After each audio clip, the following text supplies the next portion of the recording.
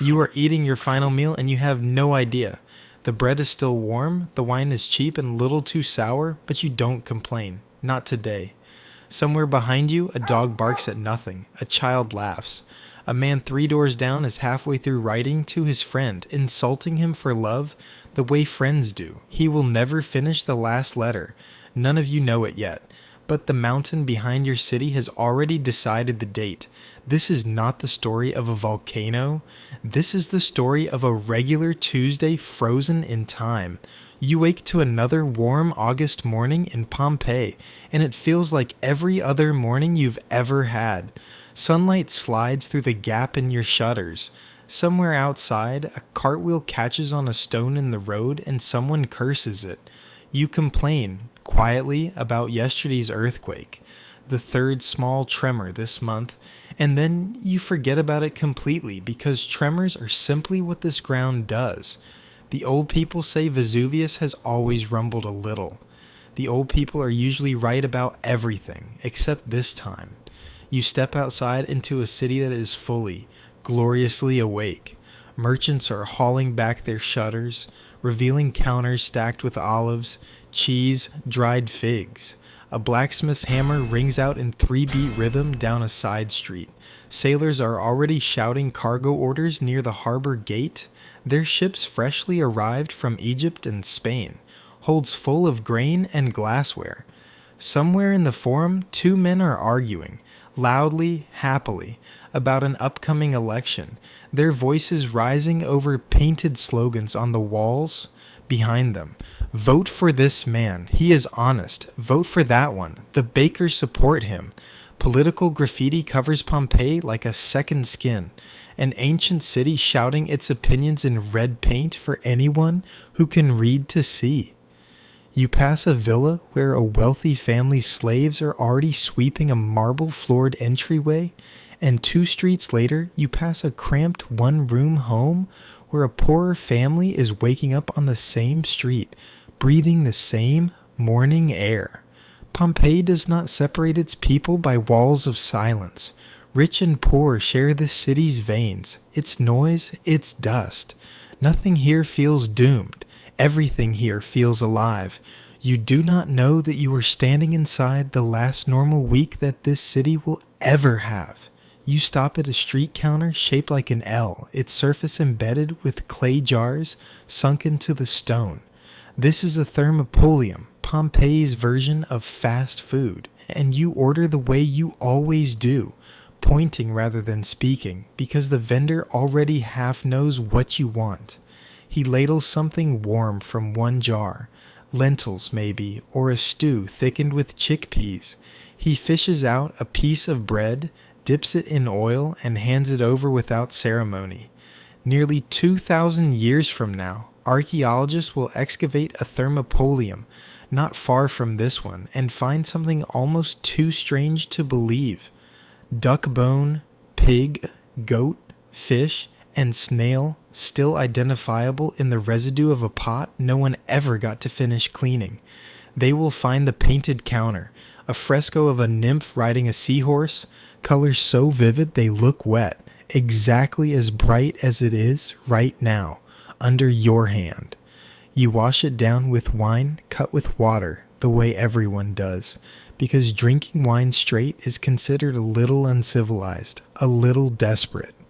Down the street, a wine bar keeper is topping off jars for the lunch crowd.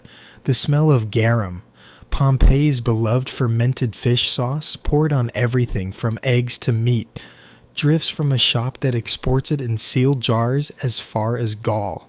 You know that smell the way you know your own name. You will never think to describe it to anyone because everyone around you already understands. You walk past the public fountain where a woman fills a jug, complaining about her neighbor while a dog laps water from the overflow at her feet. Cats slip along rooftops, indifferent to all of it.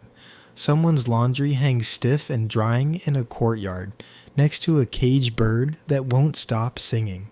In an open doorway, a small dog with a studded collar naps in a patch of sun. The same dog whose plaster cast outline, chained and twisted in its final moment, will one day break the hearts of millions of strangers who never met it.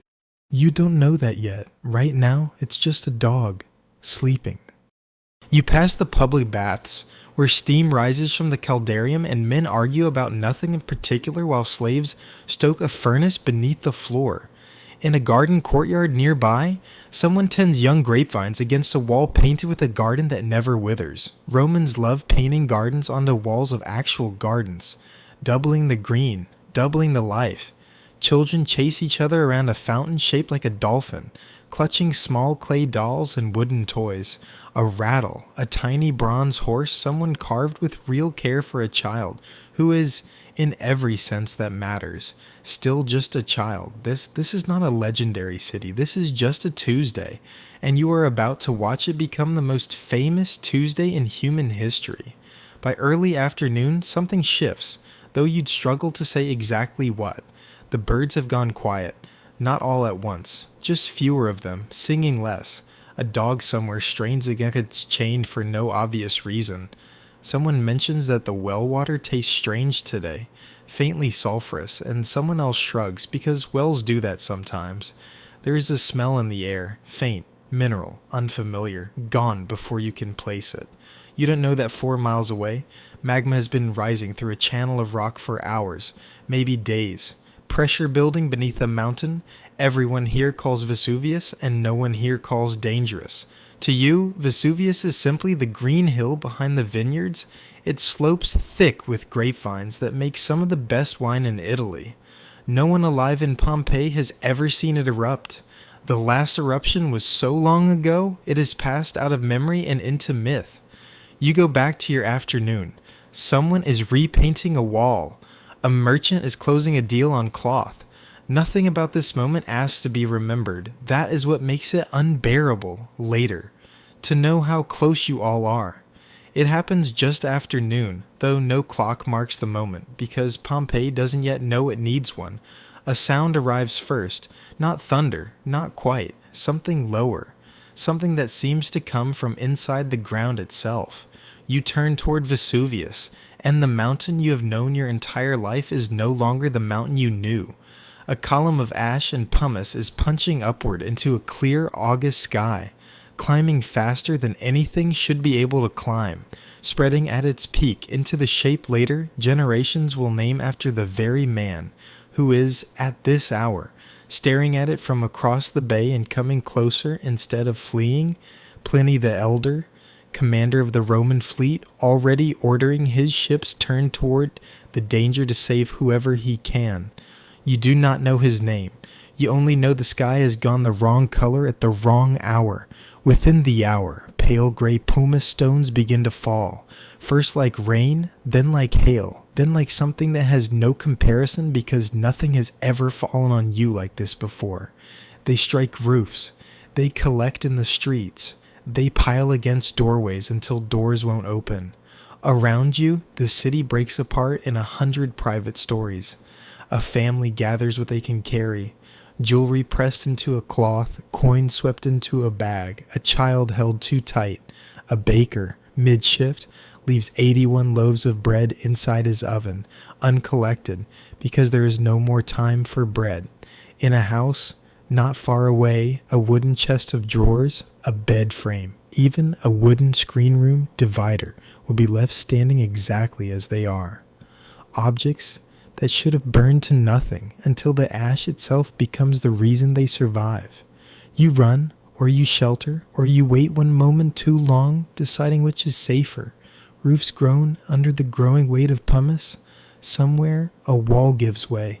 People move through streets that are filling in real time, the paving stones disappearing beneath a new, hostile geography no map has ever shown.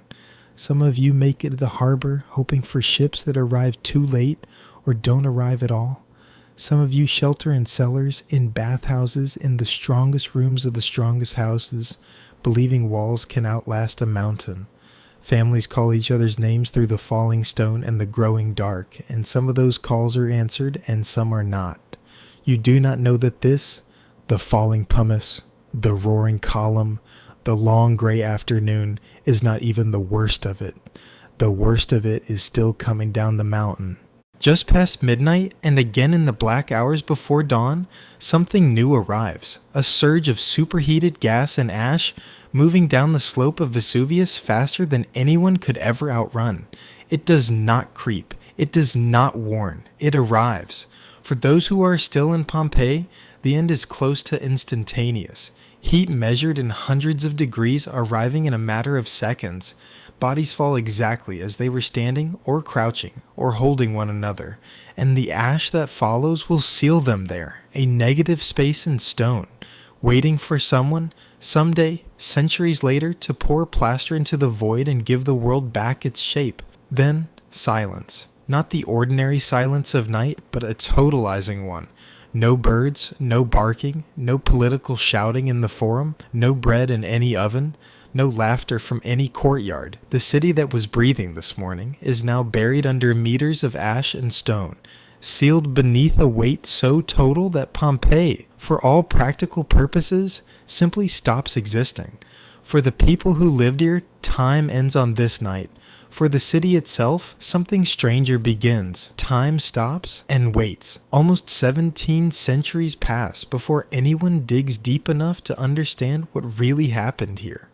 When they finally do, beginning in the 1700s and continuing with far greater care into the 20th and 21st centuries, archaeologists don't just find ruins. They find a life interrupted mid-sentence.